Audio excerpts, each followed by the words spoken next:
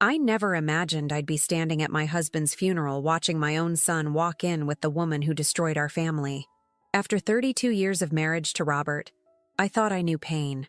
I was wrong.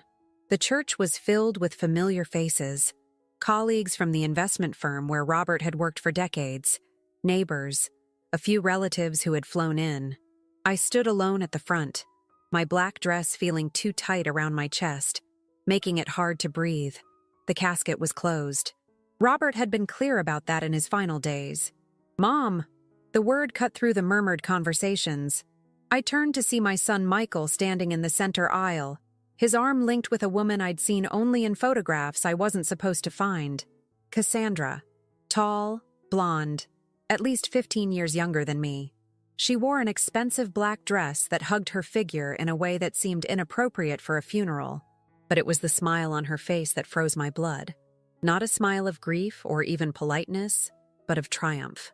"This is the real woman of my father's life," Michael announced, his voice echoing in the sudden silence. "And the real mother to me." The words hit me like physical blows. I swayed slightly, grateful for the pew behind me. Michael had left 5 years ago after a bitter argument with his father. I had called, written letters, begged for reconciliation. He never responded. Now I understood why. He approached me, extending a cream-colored envelope. "This house is no longer yours," he said coldly. "It will go to those who deserve it." I took the envelope with trembling fingers, unable to process what was happening. Cassandra stepped forward, her perfume engulfing me as she leaned in close. "I've waited a long time for this day," she whispered. "Robert always promised me everything would be mine in the end." The service passed in a blur. I was aware of sympathetic glances, of whispers, of Cassandra sitting where I should have been, accepting condolences as if she were the widow. Michael sat beside her, stone-faced, refusing to look in my direction.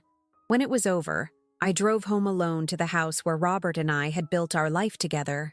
The house that, according to my son, was no longer mine. I couldn't bring myself to open the envelope. Instead, I went to Robert's study, the one place in the house he had always kept private. In the weeks since his diagnosis, when cancer had spread through his body with terrifying speed, he had spent hours in this room alone. "Just putting things in order," he'd say whenever I asked. I had respected his privacy, thinking he needed space to come to terms with his mortality. Now I wondered what else he had been doing. The study smelled of his cologne, leather, and old books. I ran my fingers over his desk, remembering how he used to look sitting there, powerful and assured. How had I missed the signs that he was living a double life? I opened the bottom drawer, the one he always kept locked. The key had been on his keychain, which the funeral home had returned to me along with his wallet and watch. Inside, I found a leather journal I'd never seen before. The first page bore a date from just 5 weeks ago. The handwriting was unmistakably Robert's, though more uneven than normal, affected by his illness and medication. "I don't have much time left," it began, "and there are things I need to confess." I sank into his chair, heart pounding. As I read, the room seemed to tilt and spin around me. Robert detailed his 15-year affair with Cassandra, whom he'd met when she was a young intern at his firm. He described how he had systematically diverted funds from our joint accounts to set her up in an apartment, how he had introduced her to our son during Michael's college years, cultivating a relationship between them behind my back. I convinced Michael that his mother had been unfaithful, that she had nearly bankrupted us with secret spending, Robert wrote. I showed him falsified bank statements, planted evidence. I needed him on my side. I needed him to hate her as much as I had come to hate myself. Tears blurred my vision as I read how methodically he had turned my son against me, all to protect his secret life. The pain was almost unbearable, but then I turned the page, and everything changed. Now that death is near, I see clearly what I've done. The lies, the betrayal, not just the affair, but the financial crimes I've committed. Cassandra thinks she'll inherit everything, that she and Michael will live comfortably on my fortune. She doesn't know that most of the money is gone, gambled away in high-risk investments that failed catastrophically. She doesn't know about the fraud investigations that will soon uncover what I've done. I read on, my hands shaking. Robert had been cooking the books at his investment firm for years, creating false returns, stealing from clients, including, I realized with horror, my parents' retirement fund, which he had offered to manage after my father's stroke. I've written a full confession, the final page read. Not just about the affair, but about the fraud, the embezzlement, all of it. My lawyer has instructions to deliver it to the authorities the day after my funeral. Christine deserves the truth, and Cassandra deserves what's coming to her. As I closed the journal, the doorbell rang. Through the study window, I could see a black car parked in our driveway. My son and Cassandra stood on the porch, suitcases beside them. They were here to claim their inheritance. They were here to take my home. I looked down at the journal in my hands, at the envelope I still hadn't opened, and made a decision. They wanted to destroy me, to erase 32 years of my life. But Robert's final confession had given me something unexpected, the truth, and perhaps, just perhaps, a way to fight back. The doorbell rang again, more insistently this time. I slipped the journal into my purse and stood up, straightening my spine. Whatever was in that envelope, whatever they planned to do to me, I was no longer just the grieving widow. I was a woman with knowledge, dangerous knowledge, and for the first time in years, I felt a flicker of power. I walked to the door, my heart racing but my resolve firm. Let them think they had won. The real battle was just beginning. I took a deep breath and opened the door. Michael's eyes were cold, distant, so different from the warm gaze of the boy I had raised. Cassandra stood slightly behind him, her smile barely concealing her impatience. "We don't need to make this difficult," Michael said, pushing past me into the foyer. "The papers are clear. Dad changed his will 3 years ago." I clutched my purse containing Robert's journal. "I haven't even read what's in the envelope yet." "It doesn't matter if you've read it," Cassandra said, stepping inside and looking around the house with undisguised greed. "The house belongs to Michael now. You have 24 hours to pack your essentials and leave."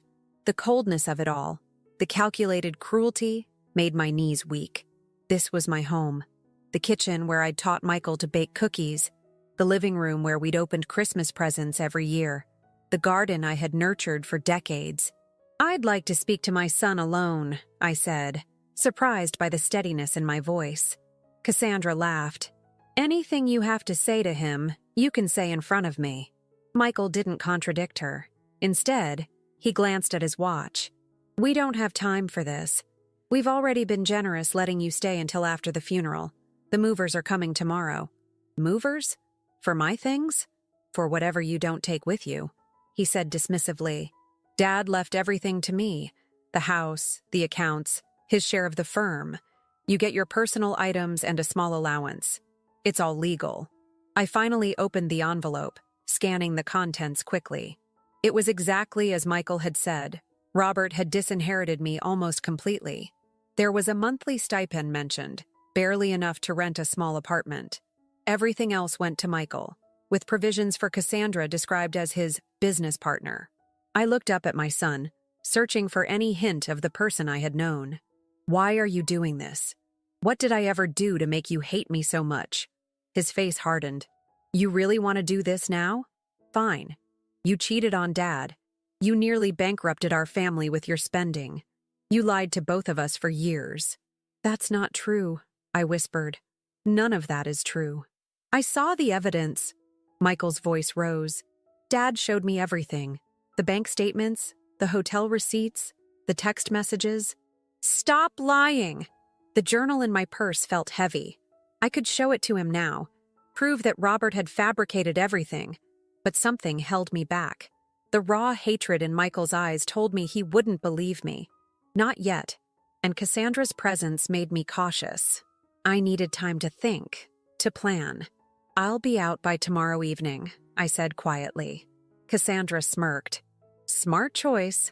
I'd hate to have to call the police to remove you. Can I at least have access to my bedroom to pack some clothes?" Michael nodded curtly. "Just your personal things. Nothing else." I walked upstairs slowly, feeling their eyes on my back. In our bedroom, my bedroom, I closed the door and leaned against it, finally allowing silent tears to fall. 32 years of marriage, and this was what remained. A suitcase of clothes and a husband's confession that could destroy the lives of everyone involved, including my son. I packed methodically, selecting practical items rather than sentimental ones. Photos of Michael as a child, my mother's pearls, clothes, toiletries. As I worked, my mind raced. Where would I go? What would I do? The small stipend from Robert's will wouldn't sustain me for long, especially if what he'd written about financial problems was true. Then I remembered Rebecca, my college roommate who had reached out after seeing Robert's obituary online. She lived about an hour away and had offered help if I needed anything. I hadn't spoken to her in years. Robert had gradually isolated me from most of my friends, but now her offer seemed like a lifeline. I slipped into the bathroom and called her, speaking in hushed tones. She answered immediately. "Christine? How are you holding up?" "Not well," I admitted, my voice breaking. "Rebecca, I hate to ask, but I need a place to stay. Just for a few days until I figure things out." "Of course," she said without hesitation. "My guest room is yours for as long as you need it. What's happening?" I gave her the briefest explanation possible, promising more details later. "I'll be there tomorrow evening if that's okay." "I'll be waiting. And Christine? Whatever's going on, we'll face it together." I hung up, feeling slightly stronger. At least I had somewhere to go, someone on my side. When I came downstairs with my suitcase, Cassandra was already rearranging the living room, moving my favorite reading chair to the corner. She didn't even look up. Michael stood at the window, staring out at the garden. "I'll be back tomorrow to collect the rest of my things," I said. He turned. For just a moment, I thought I saw uncertainty in his eyes. "Where will you go? Does it matter to you?" The words came out more bitter than I intended. The flicker of doubt vanished. "No, I guess it doesn't." I walked to the door, then paused. "There's something you should know, Michael. Your father wasn't the man you thought he was. Neither of you knows the whole truth." Cassandra moved closer to him, protective, possessive. "More lies? Give it up, Christine. You've lost."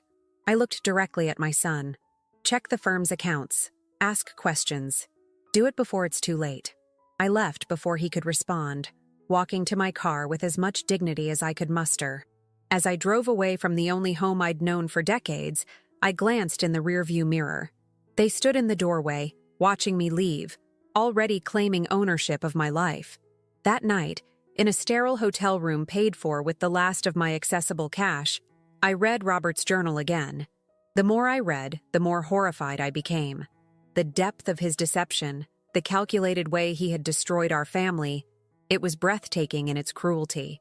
And yet, in those final pages, there was genuine remorse. "I've ruined everything," he had written. "Christine deserved better. Our son deserved better. The clients who trusted me deserved better. I can't undo what I've done, but I can at least ensure that the truth comes out." I traced my fingers over his handwriting, remembering the man I had married, wondering when he had changed, or if he had always been capable of such betrayal. The next morning, exhausted from a sleepless night, I checked out of the hotel and headed back to the house to collect the few remaining items I couldn't fit in my first trip. As I pulled into the driveway, I noticed an unfamiliar car parked at the curb. A man in a suit stood on the porch, speaking with Michael, whose face had gone pale. I parked and approached slowly. The man turned toward me, his expression professionally neutral. "Mrs. Harmon?" he asked. "I'm Detective James Wilson. I need to ask you some questions about your husband's business activities." Michael's eyes met mine, wide with shock and the first flickers of fear. Cassandra appeared in the doorway behind him, her confident smile nowhere to be seen. The detective held up a document. "We have a warrant to search these premises in connection with a major fraud investigation. And I'm afraid, Mrs. Harmon, that we'll need you to come with us as well." The ground seemed to shift beneath my feet. This was happening too fast. Robert's confession was supposed to protect me, not implicate me. As the detective continued explaining something about potential co-conspirators, I realized with growing horror that in my grief and shock, I had missed something crucial. What if Robert's final confession wasn't meant to help me at all? What if it was his last, most devastating betrayal? The detective's office was cold and impersonal, with blank walls and uncomfortable chairs designed to keep you on edge. I sat across from Detective Wilson, my hands clutching a paper cup of watery coffee, more for warmth than for the caffeine. "Mrs. Harmon, I need you to understand the severity of what we're investigating," he said, spreading photographs and documents across the table. "Your husband's firm has defrauded clients of nearly $40 million over the past decade." The number made my head spin. "I didn't know," I whispered. "I had no access to the firm's accounts. Robert handled all our finances."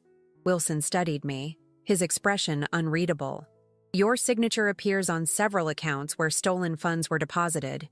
"That's impossible," I said, feeling a cold wave of dread wash over me. "I never signed anything like that." He slid a document toward me. There was my signature, or something very close to it. "This account in the Caymans received transfers totaling $6 million in the last 3 years alone." I stared at the signature, then looked up at him. "It's forged. I've never even been to the Cayman Islands. Your passport shows otherwise. You and your husband traveled there twice in the past 5 years." My mind raced.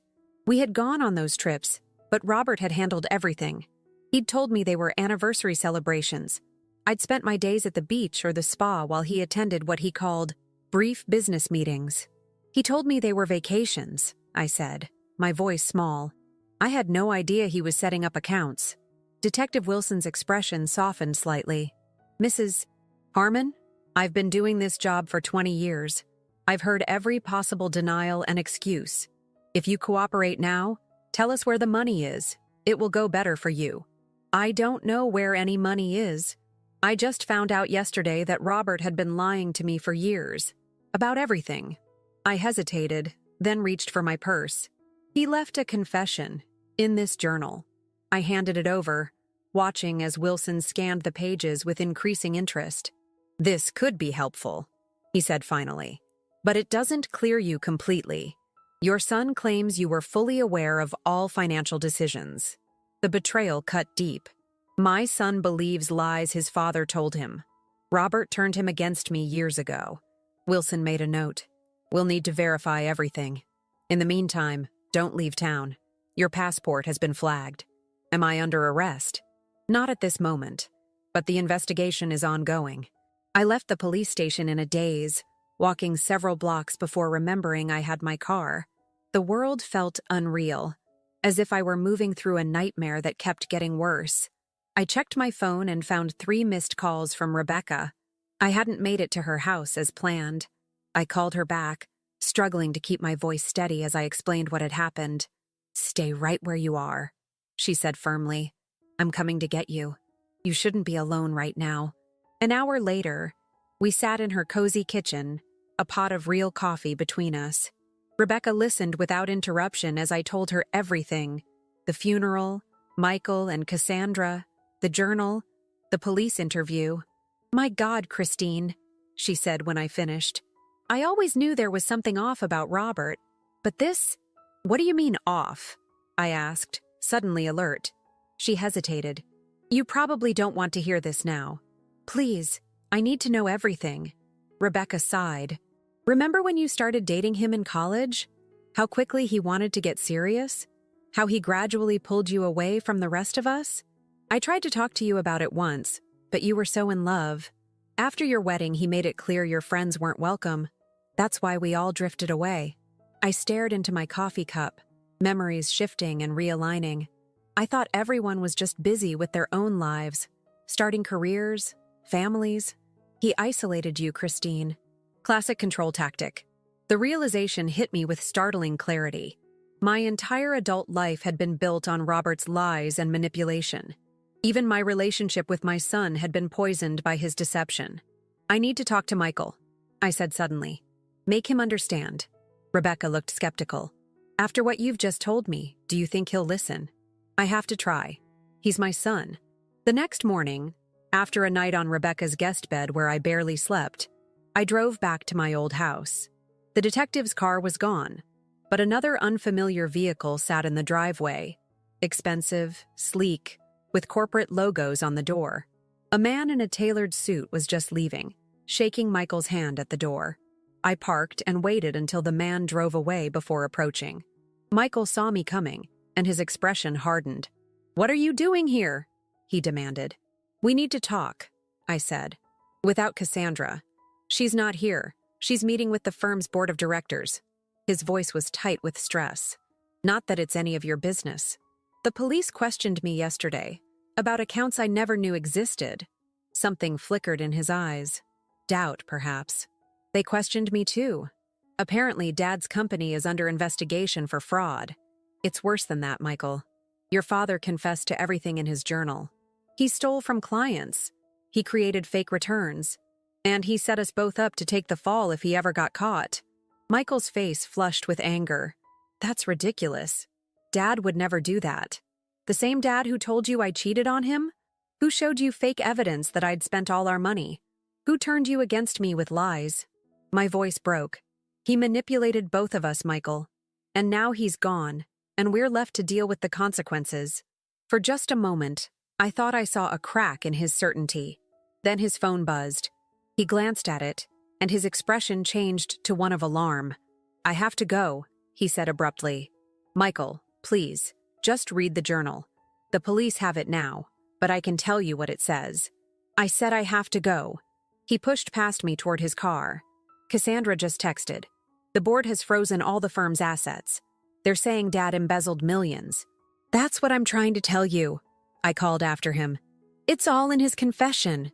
He paused, one hand on the car door. "This can't be happening," he muttered, more to himself than to me. Then he looked back, his eyes suddenly vulnerable, reminding me of the little boy who used to run to me with his scraped knees and broken toys, trusting me to fix everything. "If what you're saying is true," he said slowly, "then everything I believed for the past 5 years has been a lie." "Yes," I said simply. "That's exactly what I'm saying." He seemed about to say more when his phone rang. He answered it, listening intensely. The color drained from his face. "I'll be right there," he said, ending the call. He gave me one last look, confusion warring with years of cultivated resentment. That was Cassandra. She's at the police station. They're arresting her as an accomplice. My heart raced. "Michael, I can't deal with this right now." He got into his car and slammed the door. As he drove away, I stood in the driveway of what had once been my home, feeling both vindicated and heartbroken. Back at Rebecca's house, I found her in conversation with an elegant older woman I didn't recognize. They both looked up as I entered. "Christine," Rebecca said, standing. "This is Victoria Winters. She's a forensic accountant who worked with my firm before she retired. I thought she might be able to help." Victoria extended her hand. "I've reviewed what Rebecca told me about your situation. If you're willing, I'd like to help you untangle this financial mess." For the first time in days, I felt a glimmer of hope. "Can you really do that?" "I've spent 40 years following money trails," Victoria said with quiet confidence. "If there's evidence of your innocence, or of your husband's guilt, I'll find it."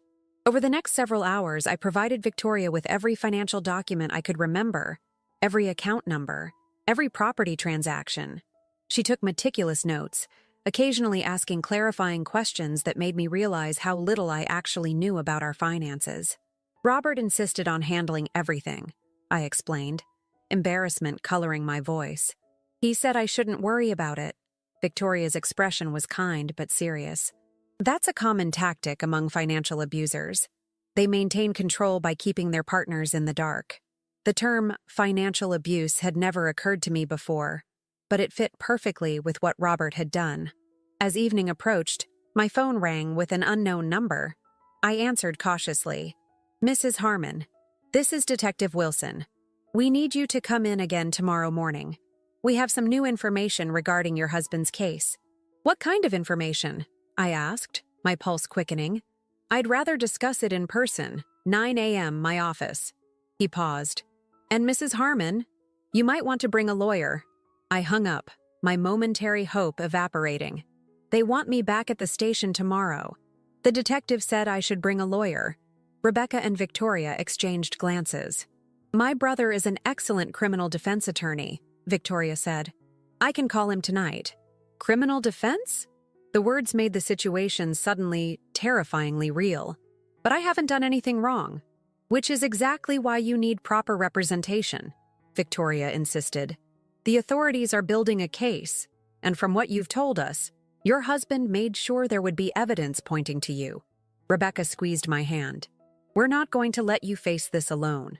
That night, I lay awake in the guest bed, staring at the ceiling. Tomorrow, I would walk into a police station with a lawyer, something I had never imagined doing in my entire law-abiding life. My home was gone. My son still doubted me. My reputation was in tatters. And somewhere there was money, millions of dollars, that could prove my innocence or seal my guilt. I was drifting into an uneasy sleep when my phone lit up with a text message. It was from Michael. They've arrested Cassandra. She's saying Dad made her do everything, that she was afraid of him. But she knew about the Cayman accounts, about everything. I don't know what to believe anymore. I sat up, fully awake now, and typed back, I'm meeting with the police tomorrow. I have someone helping me trace the money. Come with me. Let's find the truth together. I waited, watching the screen, my heart in my throat. 3 dots appeared, disappeared, appeared again. Finally, his response came through. I'll be there, but not because I believe you, because I need to know the truth. I sank back against the pillows, a complex mix of emotions washing over me. It wasn't forgiveness or reconciliation, but it was a start. My phone buzzed again. Another text from Michael. There's something else you should know. I found a safe deposit box key in Dad's desk. The box is at First National. I'm going there in the morning before meeting you at the station. A safe deposit box I knew nothing about. What else had Robert hidden? What other secrets would we uncover? As exhaustion finally pulled me toward sleep, one thought kept circling in my mind. Tomorrow, for better or worse, the final pieces of Robert's deception would come to light. I just prayed I would be ready for whatever truths awaited us. The police station looked different in the morning light, less intimidating somehow. Or maybe it was the presence of James Winters, Victoria's brother, walking beside me with quiet confidence. He had arrived at Rebecca's house at 7 that morning, impeccably dressed and thoroughly prepared after a late-night briefing from his sister. Remember, he said as we approached the entrance, answer only the questions asked. Don't volunteer information. If you're unsure, look to me before responding. I nodded, grateful for his calm guidance. My own emotions were a tangled mess of anxiety, hope, and dread. Michael had texted an hour earlier. At the bank now. We'll meet you at the station. Detective Wilson was waiting for us, looking tired but alert. He led us to the same interview room as before, acknowledging James with the wary respect of one professional for another. Mrs. Harmon, he began once we were seated, since we last spoke, we've made significant progress in our investigation. James leaned forward slightly. Before my client answers any questions, I'd like to understand the nature of her involvement in your investigation. Is she a suspect, person of interest, or witness? Wilson hesitated. At this point, we're treating Mrs. Harmon as a person of interest. Her level of involvement in her husband's schemes remains unclear. Then please proceed with that clarity in mind, James said smoothly. Wilson turned his attention back to me. Mrs. Harmon, Cassandra Jenkins was arrested yesterday. She's been quite forthcoming in exchange for consideration in her own case. My heart raced. What did she say? She claims she was merely following Robert's instructions, that he orchestrated everything and kept her in the dark about the full extent of his fraudulent activities. Wilson's expression was skeptical. She also insists that you were an active participant. James touched my arm gently, a reminder to stay calm. That's a lie, I said, keeping my voice steady. As I've already told you, I knew nothing about any of this. Robert controlled all our finances. Wilson nodded, unsurprised by my denial. Ms. Jenkins provided us with detailed information about offshore accounts, shell companies, and the methods your husband used to siphon money from his clients. She claims you attended meetings with her and Robert where these matters were discussed openly. Absolutely not, I said firmly. The only time I ever met Cassandra before the funeral was at a company Christmas party years ago. Robert introduced her as a junior associate. The door opened, and an officer handed Wilson a file. He reviewed it quickly, his expression changing subtly. "We've just received the preliminary report from our forensic accountants," he said, looking up at me. "The signatures on several key documents, including those offshore accounts, appear to be forgeries. Sophisticated ones, but forgeries nonetheless." Relief washed over me. "Because they are forgeries. I never signed those documents." "This doesn't clear you completely," Wilson cautioned, "but it does support your claim of being uninvolved in the creation of these accounts." James shifted forward. "Detective, given this new evidence, I believe it's appropriate to clarify my client's status. If you're no longer considering her a person of interest..." Wilson held up a hand. "Not so fast, counselor. We still have questions about Mrs. Harmon's awareness of her husband's activities.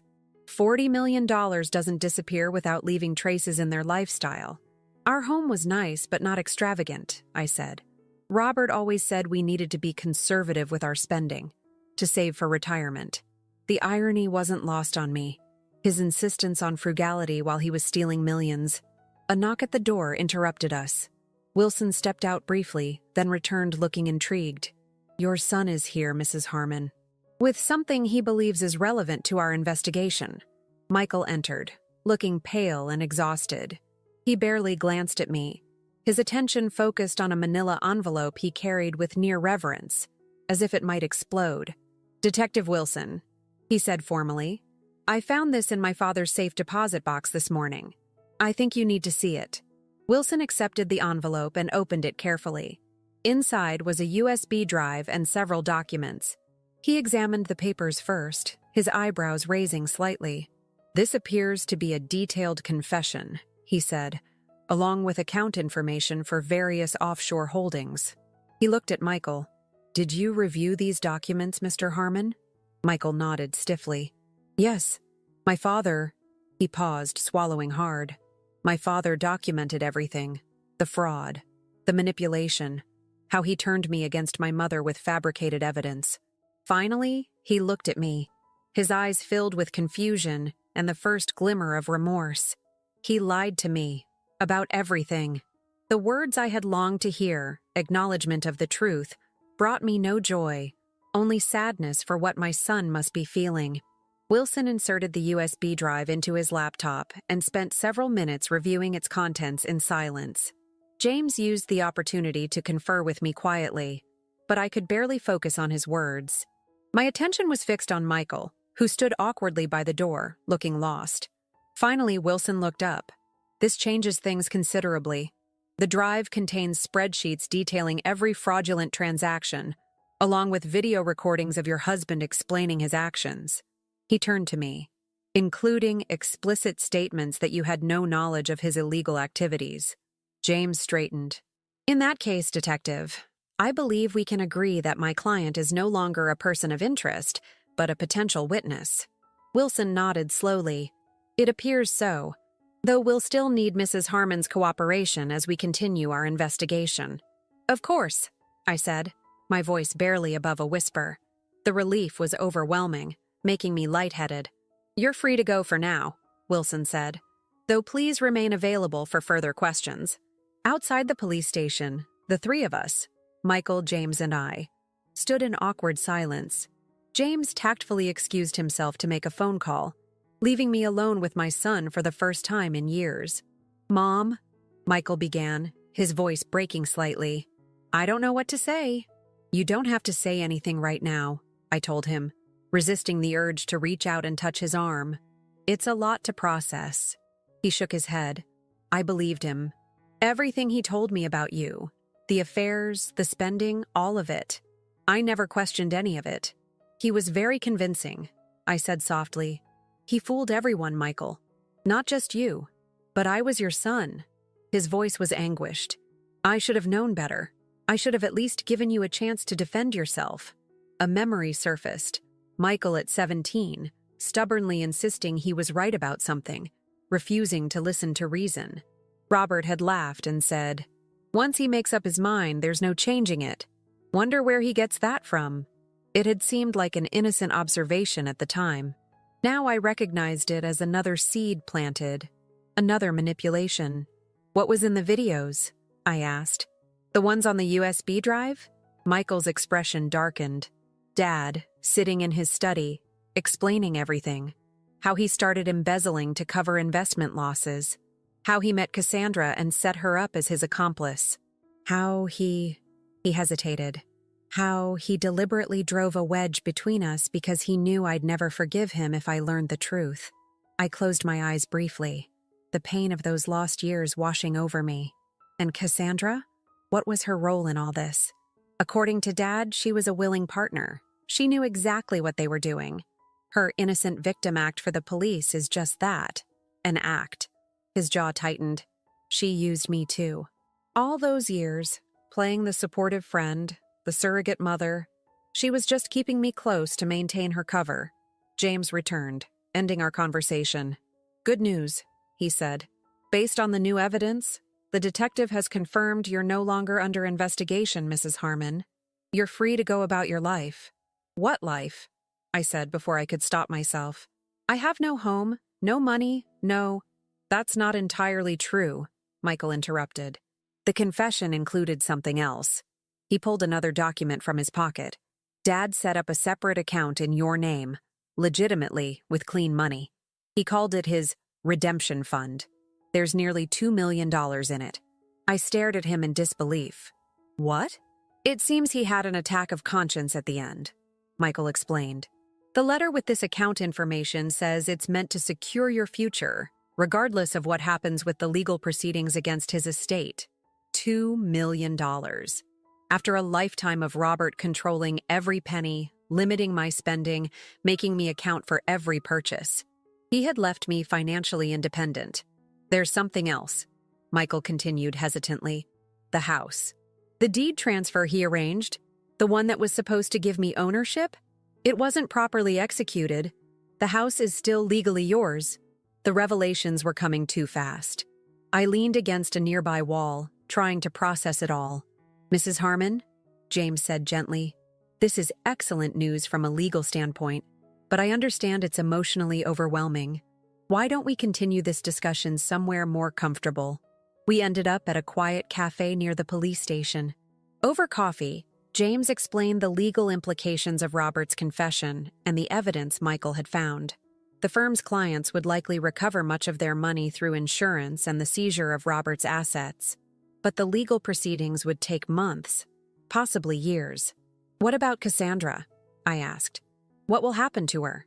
"Based on the evidence your son provided, she'll likely face serious charges," James said. "The videos clearly implicate her as a knowing accomplice." Michael stared into his coffee cup. "I can't believe I trusted her, that I chose her over." He looked up at me, his eyes filled with regret. "I'm so sorry, Mom." The apology, so long awaited, finally unlocked the tears I'd been holding back. "I missed you so much," I managed to say through my tears. "Every day." Michael reached across the table and took my hand. It was the first physical contact we'd had in 5 years, and it felt both strange and achingly familiar. "I don't expect you to forgive me right away," he said. "Maybe not ever, but I want to try to make things right." Later that afternoon, I stood in the driveway of my home. My home again, legally and emotionally. Rebecca had driven me there after our meeting with James, offering to stay. But I needed some time alone. The house felt different now. Ghosts of memories, both good and painful, lingered in every room. In Robert's study, Cassandra had left her mark. New artwork on the walls, her belongings scattered across the desk. Michael had mentioned that the police had searched the space thoroughly, taking computers and files as evidence. I walked through slowly, reclaiming my space room by room. In the master bedroom, I found one of Cassandra's dresses hanging in my closet. I removed it carefully and placed it in a box along with her other items I found throughout the house. Whatever she had done, however she had hurt me, I wouldn't stoop to pettiness or revenge. As evening fell, I sat on the back patio, watching the sunset paint the garden in golden light. The garden I had tended for decades, that had nearly been taken from me. My phone rang. Michael, asking if he could come by tomorrow to talk more. I agreed, grateful for the chance to begin rebuilding our relationship, however tentatively. Just as I was about to go inside, the doorbell rang. I wasn't expecting anyone, and a momentary fear seized me. Had the police returned with more questions? Had something gone wrong? I opened the door to find a young woman I didn't recognize. She was perhaps 30, professionally dressed, with a messenger bag slung over her shoulder and an anxious expression. "Mrs. Harmon?" she asked. "I'm Jennifer Lawson. I worked at your husband's firm as a junior accountant. I need to speak with you. It's important." I hesitated, then stepped aside to let her in, curious despite my caution. "I should have come forward sooner," she said once we were seated in the living room, "but I was afraid. Your husband was very intimidating." "What is this about, Ms. Lawson?" She opened her bag and removed a folder. 6 months ago, I noticed discrepancies in some client accounts. When I brought them to Mr. Harmon's attention, he told me to ignore them. Said it was part of a special investment strategy. She pushed the folder toward me. I kept copies of everything I found. After I heard about the investigation, I took these to the police, but I thought you should have copies too. I opened the folder to find financial statements, transaction records, and internal memos. More evidence of Robert's fraud. But what caught my eye was a name that appeared repeatedly throughout the documents. Martin Gregory, Robert's closest friend and business partner. "Mr. Gregory was involved in this too?" I asked, stunned. Jennifer nodded grimly. "He was the one who handled the actual transfers. Your husband directed everything, but Mr. Gregory executed the transactions." The revelation hit me like a physical blow. Martin, who had sat beside me at the funeral, who had embraced me, telling me how much Robert had loved me, who had offered to help me with any financial matters that arose. Martin, who had called just yesterday, leaving a voicemail expressing concern about the investigation and offering to meet with me to protect Robert's legacy. I looked up at Jennifer, my mind racing. "Does Detective Wilson know about this?" "Yes, but—" She hesitated. "Mr. Gregory is very well connected. The detective mentioned that building a case against him might be complicated." As I thanked Jennifer for her courage in coming forward, a chilling thought occurred to me. What if Martin discovered that I now had evidence against him? What would he do to protect himself? The sense of security I had just begun to feel crumbled around me. Robert's betrayal had been devastating, but at least it was over. Now I realized that the danger might not be in the past at all. It might be very much present and closing in. After Jennifer left, I called Detective Wilson immediately, my hands shaking as I held the phone. "Mrs. Harmon?" he answered, sounding tired. "What can I do for you?" "Jennifer Lawson just came to see me," I said without preamble. "She brought documents implicating Martin Gregory in Robert's fraud scheme." There was a long pause. "I was planning to discuss that with you tomorrow. Ms. Lawson came to us a few days ago. Why didn't you tell me earlier? Martin called me yesterday, wanting to meet. If I had agreed—" I couldn't finish the thought. "Mrs. Harmon, Christine," Wilson said, his tone gentler than I'd heard before. "We're monitoring Gregory closely. He doesn't know how much evidence we have against him, but you're right to be cautious. Don't meet with him under any circumstances." After hanging up, I called Michael, then Rebecca and Victoria.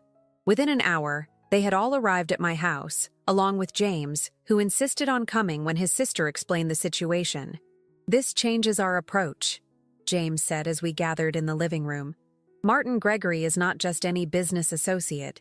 He's one of the most influential men in the financial community. Taking him down won't be simple." "But the evidence," Michael began. "Evidence can be disputed, witnesses discredited," James interrupted. "Especially when the accused has friends in high places." Victoria nodded grimly. "Gregory sits on the boards of 3 major banks and has contributed heavily to several political campaigns. He'll have resources to fight this." "So what do we do?" I asked. "Just let him get away with it?" "No," James said firmly. "We build a case so strong that even his connections can't save him, but that means we need to be strategic." We spent hours reviewing Jennifer's documents, along with the evidence from the safe deposit box. The picture that emerged was disturbing. Martin hadn't just assisted Robert. In many ways, he had been the architect of the entire scheme. Robert's confession had conveniently minimized Martin's role. One last act of loyalty to his oldest friend. Around midnight, As everyone was preparing to leave, my phone rang. The screen showed unknown caller, but something told me to answer. Hello? Christine? It's Cassandra. Her voice was barely above a whisper. I don't have much time. They're letting me make one call before they transfer me. I gestured frantically to the others to listen. What do you want? To warn you. Martin knows about the safe deposit box. He knows what was in it. He's coming for you. A chill ran down my spine. Why are you telling me this? There was a bitter laugh on the other end. Because Robert lied to me too. He promised we'd be together, that we'd have everything. Instead, he set me up to take the fall alongside him. Martin was his real partner, not me. She paused. I was just a convenient distraction. For both of us, I said quietly. Look, I'm not asking for forgiveness. What I did, to you, to Michael, I can't undo that. But Martin Gregory is dangerous. More dangerous than Robert ever was. What do you mean? The money that's missing? The 40 million? That's just what's been discovered so far. The real number is closer to 70 million. And most of it is with Martin. He'll do anything to keep it. A voice in the background told her to wrap it up. Be careful, Christine, she said hurriedly. Check the garden shed. Back wall, behind the toolbox. The line went dead. We stared at each other in stunned silence. Then Michael was on his feet. The shed. We need to check it now. We found it exactly where Cassandra had said. A waterproof container hidden in a hollow space behind the large toolbox that had stood in the same spot for as long as I could remember.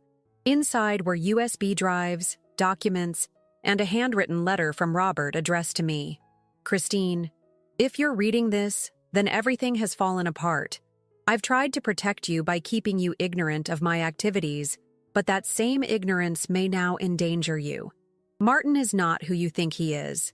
Our fraud began small, covering losses, borrowing from one client to pay another. But Martin saw bigger opportunities. He pushed for more.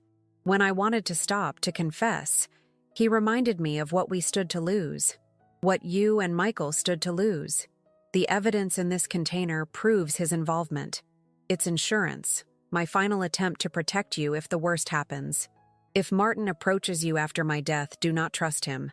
Take this evidence directly to the authorities. I know I have no right to ask for forgiveness. The life we built was founded on lies. Mine, not yours. In my final days, this is the only truth I can offer you. I did love you, even as I betrayed you in ways you may never fully understand. Robert. I folded the letter with trembling hands. Detective Wilson arrived 20 minutes later, taking possession of the container and its contents after documenting everything. This is the smoking gun we needed, he said, looking more energized than I'd seen him. We'll move on Gregory immediately. Will it be enough? I asked. Wilson nodded firmly. Combined with what we already have? More than enough. And Mrs. Harmon, he added as he was leaving. We'll have officers watching your house tonight, just as a precaution. The next morning brought news that Martin Gregory had been arrested while attempting to board a private plane to a country with no extradition treaty. The financial community was in shock, the scandal making headlines nationwide. My phone rang constantly, reporters seeking comments, former friends suddenly remembering our connection, distant relatives offering support they had never shown before. I ignored them all, focusing instead on the quiet conversation happening in my kitchen. Michael sat across from me, both of us nursing cups of coffee as we tentatively navigated the fragile beginnings of reconciliation. I keep thinking about all the time we lost, he said, staring into his cup. 5 years. Important years. We can't get them back, I said gently, but we have now, and the future. He looked up, his eyes red-rimmed from lack of sleep and emotion. How can you even look at me? After everything I said to you, the way I treated you at the funeral, bringing Cassandra, saying those horrible things. You're my son, I said simply. I never stopped loving you, even when it hurt the most. Tears spilled down his cheeks. I don't deserve your forgiveness. I reached across the table and took his hand. Forgiveness isn't about deserving. It's a choice. And I choose to forgive you, Michael. I choose us, our relationship, over the pain of the past. The weeks that followed were a blur of legal meetings, police interviews, and court appearances. Martin's arrest had opened the floodgates, with multiple investigations revealing the full extent of the fraud. Clients would eventually recover most of their money, though the process would take years. Cassandra pleaded guilty to lesser charges in exchange for her testimony against Martin. I never saw her again after the funeral, though I heard through Michael that she had written him a letter of apology from prison.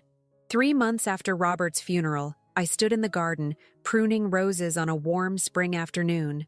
The house was quiet, peaceful in a way it hadn't been for years. I had decided to keep it, despite the painful memories.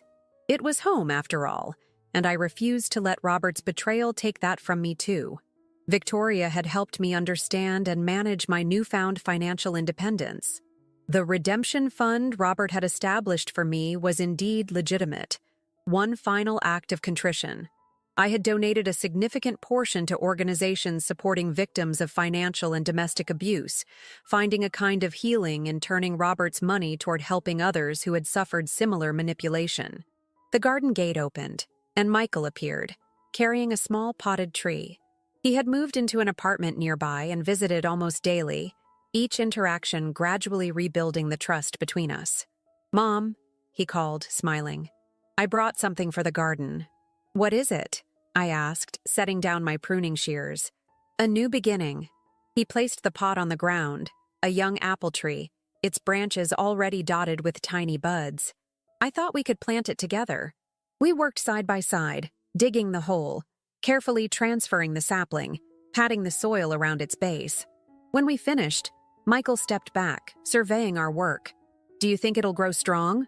he asked, and I heard the question beneath his words. I looked at the tree, then at my son. Both fragile now, both full of potential. "With care and time," I said. "Yes, I believe it will." That evening, as twilight settled over the garden, I sat on the patio with a glass of wine, watching the shadows lengthen across the lawn. My phone pinged with a text from Rebecca, confirming our lunch plans for tomorrow. Another from Victoria about a charity event she thought I might want to attend. Small, normal interactions that once would have seemed insignificant, but now represented the independent life I was building. A year ago, I had been living in a beautiful cage, unaware of its bars.